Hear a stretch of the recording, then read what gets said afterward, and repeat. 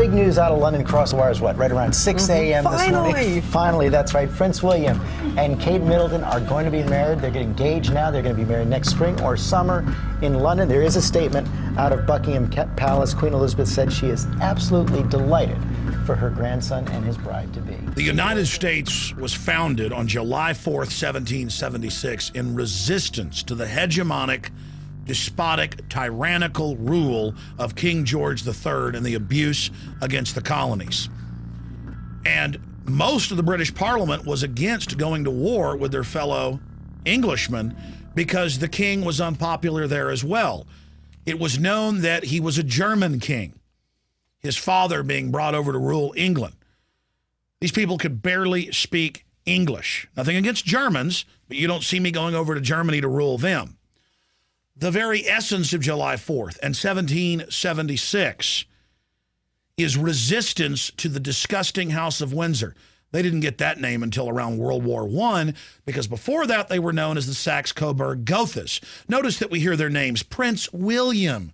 You never hear his last name, do you? The slave public, many of them in England, who support these people, don't even know their last names because they don't want you knowing their last names. 3 times in the last 3 years, the Parliament in Canada hasn't done what the Queen of England wants, so she suspended them, shut down the Parliament. Happened in the late 70s in Australia. This is a tyrannical group pushing eugenics, population reduction, all the carbon taxes. Prince Philip, the Queen's husband, another German royal prince, is a supporter of eugenics. His cousin, who was the prince married to the Queen of the Netherlands, unadmitted Nazi, unadmitted eugenicist.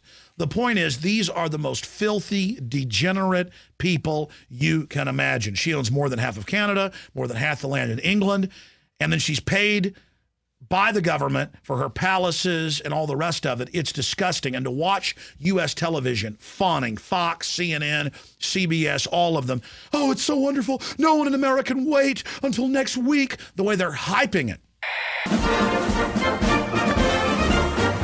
1 week until the royal wedding. This is exciting stuff. I mean, it's hard to, I mean, the energy is just palpable.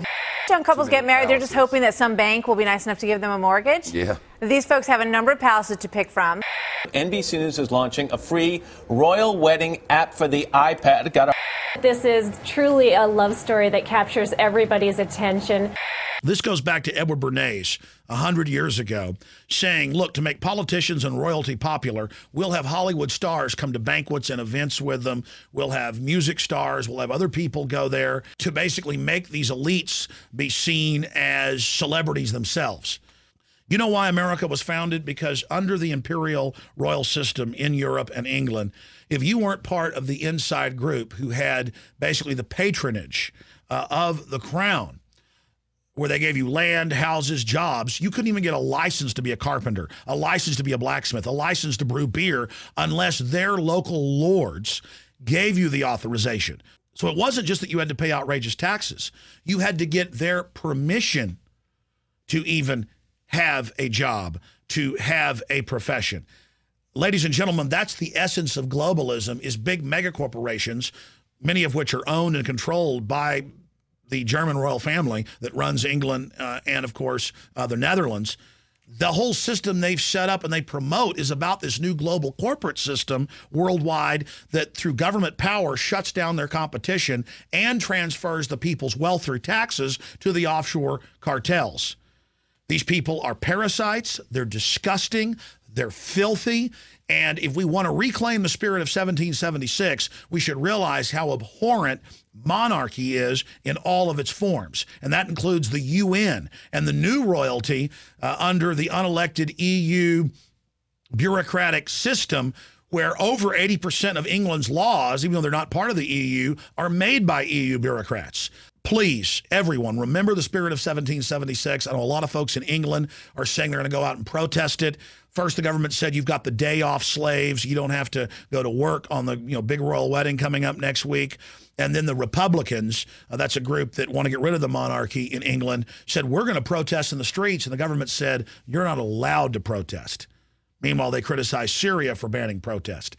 So anytime you see some mind-numb zombie talking about how exciting the wedding is or how they watched it, You're watching a bunch of twitly, inbred idiots that can't even dress themselves and have valets. And until just a few decades ago, they try to keep it quiet. They have people that wipe their butts for them, groom of the stool.